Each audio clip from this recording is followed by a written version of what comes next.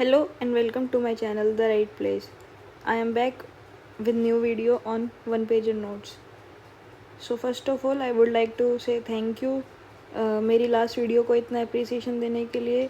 उस वीडियो से कुछ अगर आपको फ़ायदा हुआ है that will mean a lot to me, and if you have earned or gain anything from that video just let me know. आज के लिए हम शुरू करते हैं. This video is on one pager notes for labour laws. इस video में मैंने सारे लेबर कोड्स कवर करे हैं. तो आप लोग लेबर कोड्स एक ही वीडियो से सिंगल नोट से आप तैयार कर सकते हैं. ये बस 8 पेजेस में सारे लेबर कोड्स आ गए हैं. तो अभी हम इनको मैं आपको बता देती हूँ कि इन्हें कैसे अप्रोच करना है. फर्स्ट ऑफ ऑल जो हमारा सब्जेक्ट है, जो टॉपिक का नाम है वो लेबर लॉज ही है. उसके अंदर ये लेबर कोड्स मैंने कवर करे हैं और कुछ एक्ट्स भी बचते हैं पुराने वाले, वो मैंने इसमें नहीं कवर करे हैं. अगर आपको चाहिए तो I will do them too, just let me know. सबसे पहले लेबर लॉज. तो लेबर लॉज के बारे में हमारे कॉन्स्टिट्यूशन में क्या क्या लिखा है और कहाँ कहाँ लिखा है. What are the provisions in our constitutions. There are some articles in fundamental rights like 14, 15, 16. ये आप सबने पढ़ी रखा होगा पॉलिटी के अंदर. प्रियम्बल में है कि वेलफेयर स्टेट है, सोशलिस्ट सोसाइटी है, डीपीएसपी में है, और एडमिनिस्ट्रेशन ऑफ लेबर लॉज हम करते हैं under article these. Next legislative power. Union list में कौन कौन सी पावर है related to labour. Then state list में, देन कंकरेंट लिस्ट में.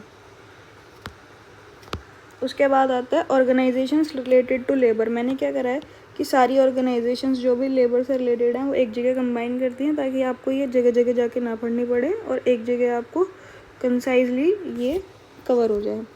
पहला है इसमें इंटरनेशनल लेबर ऑर्गेनाइजेशन. ये मैं बता देती हूँ कैसे लिखा है कि ये ट्रीटी ऑफ वर्सलीज से आया है. इंडिया इसका ओरिजिनल सिग्नेटरी था. इसके ऑब्जेक्टिव्स ये हैं, स्ट्रक्चर ये है. ऐसे ही फिर ministry of labour and employment, labour bureau, directorate general of employment, EPFO जिसकी हम प्रिपरेशन कर रहे हैं तो उसके बारे में ज़्यादा पता होना चाहिए. Chief labour commissioner. फिर वीवी गिरी नेशनल लेबर इंस्टीट्यूट है जिसका. फिर national academy for training and research in social security है जिसका रिसेंटली अभी नाम चेंज हुआ है दीनदयाल उपाध्याय से. ये पूछा जा सकता है. उसके बाद आते हैं हम लेबर कोड्स पे. तो सबसे पहले ये चीज़ देखी जाती है कि लेबर कोड्स की ज़रूरत क्या पड़ी. जब ऑलरेडी इतने सारे एक्ट्स थे, हमारे पास लॉज थे, तो हमें न्यू लेबर कोड्स क्यों लेके आने पड़े. तो सबसे पहले उसकी नीड, क्या नीड रही है कि पुराने जो लेबर लॉज थे वो आउटडेटेड थे, कॉम्प्लेक्स थे, there were multiple definitions of single thing. तो वो सब यूनिवर्सलाइज करने के लिए हम कोड लेके आए. फिर है कोड ऑन वेजेस. सबसे पहला कोड ऑन वेजेस. उसके बारे में, उसकी कवरेज क्या है, एप्लीकेबिलिटी क्या है. इसके अंदर कुछ डेफिनेशंस हैं तो कहीं कहीं ये डेफिनेशंस चेंज करी गई हैं, कहीं कहीं सेम रखी गई हैं. फिर जेंडर के बेसिस पे कोई डिस्क्रिमिनेशन नहीं किया जाएगा वेजेस में. मिनिमम वेजेस की बात करिए, फ्लोर वेजेस की बात करिए. एक नया कॉन्सेप्ट है जो कि इस वेज के अंदर इंट्रोड्यूस हुआ है. Then how do we fix minimum wages. Provisions क्या होते हैं मिनिमम वेजेस के. प्रोसीजर क्या होता है मिनिमम वेजेस को फिक्स करने का. कुछ मिसलिनियस इन्फॉर्मेशन. और फिर वेज पीरियड क्या होता है. फिर वेजेस से कुछ रिडक्शन होती है, वो क्या होती हैं. उसके बाद आगे जो कोड ऑन वेजेस है कंटिन्यू है. बोनस के बारे में बात करी गई है कि कूलिंग ऑफ पीरियड क्या है बोनस का, पेमेंट कैसे होती है बोनस की, डिस्क्वालिफिकेशन क्या है, टाइम लिमिट क्या है बोनस का, नॉन एप्लीकेबिलिटी ऑफ बोनस क्या है. उसके बाद penalties, offences, records, central and state advisory boards, इन सब की बात करी गई है. उसके बाद सेकंड कोड है कोड ऑन सोशल सिक्योरिटी. सबसे पहले इसमें एम. इसमें भी कुछ डेफिनेशंस हैं जैसे एग्रीगेटर क्या होता है, गिग वर्कर क्या होता है, प्लेटफॉर्म वर्कर क्या होता है. ये आपसे एमसीक्यू में पूछा जा सकता है. सिंगल स्टेटमेंट बना सकते हैं वो लोग. Then benefits to unorganized gig और प्लेटफॉर्म वर्कर्स. इन सबको क्या क्या बेनिफिट्स मिल रहे हैं इसमें. इसका रजिस्ट्रेशन कैसे कर सकते हैं. इसके अंदर ईपीएफ है, पेंशन स्कीम है, डिपॉजिट लिंक्ड इंश्योरेंस फंड है, एम्प्लॉय स्टेट इंश्योरेंस फंड है, एम्प्लॉयर लायबिलिटी है कंपनसेशन के लिए कि मतलब कंपनसेशन करने में एम्प्लॉयर कब पैसा देगा और कितना पैसा देगा, अमाउंट ऑफ कंपनसेशन. उसके बाद है ये third code industrial relation code. उसका एम उसका स्कोप, उसमें भी कुछ की डेफिनेशंस हैं, वो सारी डेफिनेशंस। फिर ट्रेड यूनियन का रजिस्ट्रेशन कैसे करते हैं वो। उसके बाद वर्क कमिटीज़ कैसे कॉन्स्टिट्यूट होती हैं, ट्रेड यूनियन का नेगोशिएशन। ये है recognition of negotiating trade union, मतलब ट्रेड यूनियन जो नेगोशिएट करती हैं, जो नेगोशिएटिंग ट्रेड यूनियन का जिनको टैग मिलता है, उसका रिकग्निशन कैसे होता है, वो क्या होती है। फिर ग्रीवियंस रिड्रेसल कमेटी होती है। स्टैंडिंग ऑर्डर्स होते हैं। Standing orders are those orders which are provided by employer. फिर स्ट्राइक्स और lockouts, retrenchment and lay off, इन सब की बात करी गई है इस कोड में। कंटिन्यूटी में क्लोजर, वर्कर रीस्किलिंग फंड, ये इम्पॉर्टेंट है क्योंकि ये फंड पहली बार इंट्रोड्यूस हुआ है, ये रीस्किलिंग फंड, और ये ले ऑफ वर्कर्स के लिए है, जो वर्कर्स ले ऑफ हो जाते हैं उनके लिए। और हमें पता है रिसेंटली ले ऑफ बहुत ज़्यादा न्यूज़ में भी रहा है, तो दिस कैन बी आस्क्ड। कुछ miscellaneous information, then compounding of offence.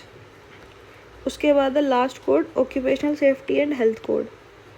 इसमें क्या स्कोप रहा है, कुछ की डेफिनेशंस, जैसे कॉन्ट्रैक्ट लेबर क्या होता है, एस्टेब्लिशमेंट्स किसको कहते हैं, वो सारी प्लेसेस जहाँ पे काम चल रहा होता है, जहाँ पे एक रिलेशन होता है एम्प्लॉय और एम्प्लॉयर के बीच में, plus the key information here is कि वहाँ पे 10 और 10 से ज़्यादा वर्कर्स काम कर रहे होने चाहिए, तब हम उसको एस्टेब्लिशमेंट कहेंगे।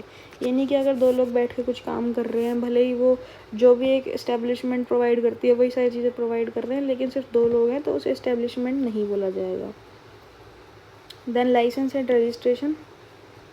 फिर कुछ रेलेवेंट अथॉरिटीज़ इसमें, जैसे एक ये है नेशनल और स्टेट लेवल पे ऑक्यूपेशनल सेफ्टी का बोर्ड, इंस्पेक्टर कम फैसिलिटेटर्स, ये इंपॉर्टेंट है, सेफ्टी कमिटीज़। कुछ वेलफेयर प्रोविजंस रखे गए हैं ऑक्यूपेशनल सेफ्टी से रिलेटेड कि ट्रांसजेंडर्स के लिए भी अलग से लॉकर रूम, बाथिंग फैसिलिटीज़ होनी चाहिए, फीमेल के लिए भी होनी चाहिए। जिनका काम खड़े होकर करने का है, वो सिर्फ खड़े होकर काम करते हैं, उनके लिए भी सीटिंग अरेंजमेंट्स होनी चाहिए। कैंटीन होनी चाहिए, फर्स्ट एड बॉक्स होने चाहिए, rest room, ambulance, welfare officer और क्रैच, ये सब होना चाहिए। उसके बाद वर्किंग आवर्स की बात करी गई है, एनुअल लीव्स की बात करी गई है, स्पेशल प्रोविजंस फॉर वुमेन को जनरली नाइट शिफ्ट अलाउड नहीं होती है, बट अगर उनसे 6 बजे से पहले और 7 बजे के बाद काम कराना है तो उनकी कंसेंट के साथ कराना होता है। और एडिकेट सेफगार्ड्स रखने होते हैं ताकि उनको सेफ़ एनवायरनमेंट मिले काम करने के लिए। ऑल्सो जो 18 साल से कम उम्र के लोग हैं उनके लिए, कॉन्ट्रैक्ट वर्कर्स के लिए, माइग्रेंट वर्कर्स के लिए ग्रेचुइटी के बारे में बात करी गई है, मैटरनिटी बेनिफिट के बारे में बात करी गई है, और ये इंपॉर्टेंट है। और इससे रिलेटेड जो एक्ट है मैटरनिटी बेनिफिट एक्ट, वो भी इम्पॉर्टेंट है। तो ये मैंने इसमें सारे कोड कवर्स किए हैं, बस आपको 8 पेज पढ़ने हैं और आपके सारे कोड हो जाएंगे। और ये बहुत कंफ्यूजिंग होते हैं कोड, थोड़े डिफ़िकल्ट होते हैं याद करने हैं, तो मैंने अपना बेस्ट किया है, सारी चीज़ों को एक जगह प्रोवाइड करा है ताकि आप इन्हीं चीज़ों को अगर मल्टीपल बार पढ़ लेंगे तो आपको याद हो जाएगा and you are good to go for this.